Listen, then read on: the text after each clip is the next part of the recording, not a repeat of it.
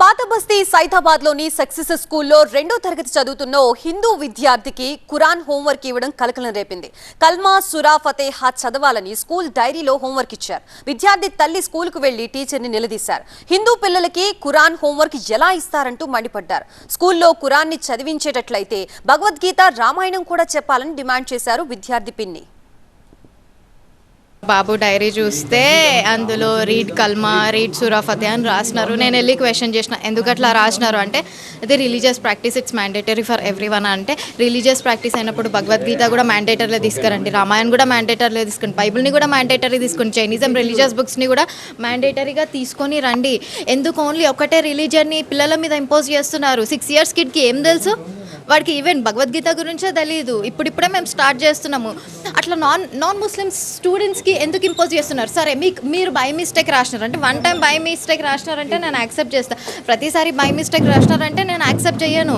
అందుకే నేను క్వశ్చన్ చేసినాను. నేను చూసిన కాబట్టి క్వశ్చన్ చేసిన. నేను చూడకపోతే అది ఫర్దర్ కంటిన్యూ అవుతుండే, ఫర్దర్ పిల్లలందరికీ కంటిన్యూ అవుతుండే. ఎందుకు అట్లా చేస్తున్నారు? నేను ఫస్ట్ టైం అడిగినప్పుడు అట్లా అన్నారు, సెకండ్ టైం అడిగినప్పుడు బై మిస్టేక్ రాసిన అంటున్నారు. అంటే మీ వర్డ్స్ మీద మీకే క్లారిటీ లేదు. ఇంటెన్షనల్గా రాసినారా అనే ఫీలింగ్ డెఫినెట్లీ నాకు వస్తుంది. ఇన్స్ట్రక్షన్స్ లేకుండానే అట్లా రాస్తారా? ఓకే, మీకు అంతా మీరు బై మిస్టేక్ రాసిన అని ఫీల్ అయ్యుంటే దాన్ని నేను అడిగిన, ఎందుకు అట్లా రాసిన అంటే అదొక సబ్జెక్ట్ అని చెప్తున్నారు నాకు. సరే, అది సబ్జెక్ట్ అయినప్పుడు ఆ సబ్జెక్ట్ ఏ పిల్లలకి లేదో వాళ్ళ డైరీస్ అన్ని సెగ్రిగేట్ చేసి సార్ట్ చేసి పక్కన పెట్టండి. వీళ్ళకి మాత్రమే ఆ సబ్జెక్ట్ ఉంది, వీళ్ళకి మాత్రమే రాపియండి. వీళ్ళకి ఎందుకు రాపిస్తున్నారు?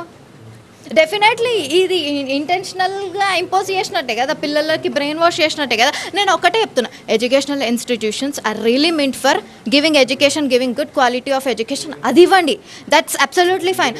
వాళ్ళు ఫర్దర్గా పెద్దగా అయ్యి ఫ్యూచర్లో వాళ్ళు రిలీజియన్ తీసుకోవాలంటే వాళ్ళ ఇష్టం, అది పర్సనల్గా వాళ్ళ చాయిస్. ఎవరిని ఫోర్స్ చేయొద్దు రిలీజియన్ విషయంలో. నేను అది ఒక్కటే చెప్తా. ఇట్లాంటివి రాసినప్పుడు ఏమైతుందంటే వాళ్ళు లిటరల్లీ ఇంపాక్ట్ అవుతారు. దాని గురించే ఆలోచించడం స్టార్ట్ చేస్తారు, ఎందుకు ఇట్లా రాసినారని. అది ఒక పాయింట్లో డెఫినెట్గా అది ఇంపాక్ట్ అవుతాయి. నేను ఒక్కటే చెప్తున్నా, institutions please behave as an institution, behave as a mature institutions.